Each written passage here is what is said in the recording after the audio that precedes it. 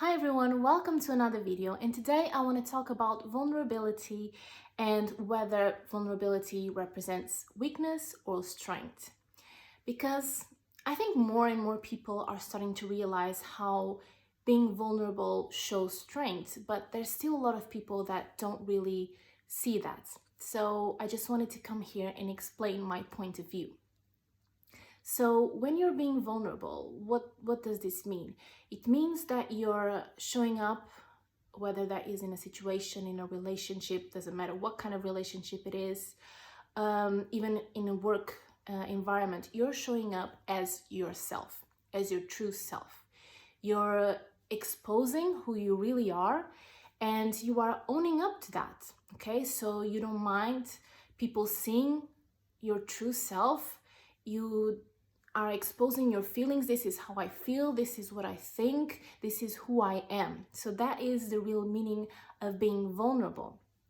And yes, you're putting yourself into a situation where you might be rejected, where you might not be accepted.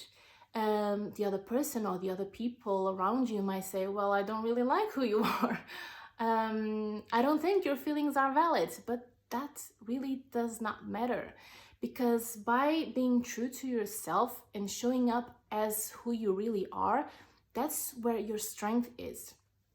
Also, you're coming from a place of empowerment, of even if that person doesn't accept me, well, it might be painful at first, but I'll still be okay because I was true, okay?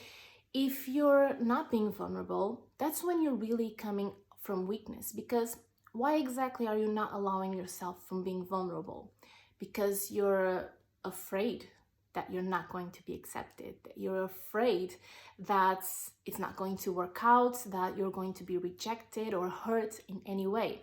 So you're trying to protect yourself, okay? And when you're trying to protect yourself, it means that you're coming from fear, that you are afraid of something, okay? So you're then putting yourself in a situation when you're not showing who you really are. You're pretending to just be something else. You're pretending to feel something different from what you actually feel. Where is the power in that? There's literally no power, okay? So, this is my point of view, and I think a lot of people are now realizing this, that power is in you being yourself. And if someone doesn't accept that or just rejects you, that just means that that person or that situation is not for you, okay? And by expressing your authenticity, you're then calling in people in situations that will accept that will celebrate you, that will celebrate the fact that you were vulnerable and will appreciate that, okay? When you stay in a state of protection, I'm not going to be vulnerable, I'm not going to say what I really feel, I'm not going to let people see that I'm hurt, that I am sad, that I have these feelings, that I am this person, you're not coming from a place of power, you're coming from a place of fear, okay? And that, in my opinion, is a true weakness. And you're not allowing yourself to be seen by the right people or be found by the right situations for the right jobs, because this can apply to anything. It can be friendships, romantic relationships, work-related situations. If you're protecting yourself by not showing up how you really are, then you might be hurt if you're vulnerable, but eventually those situations and people that are right for you will find you because they can see you.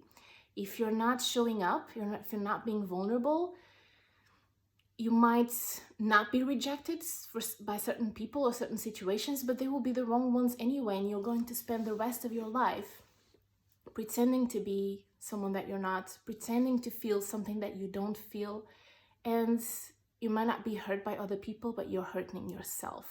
And I think that is so much worse, okay? So this is just my point of view. Let me know if you agree with this or not, and tell me if you're becoming more and more empowered by being yourself, or if you're still afraid of being vulnerable, okay?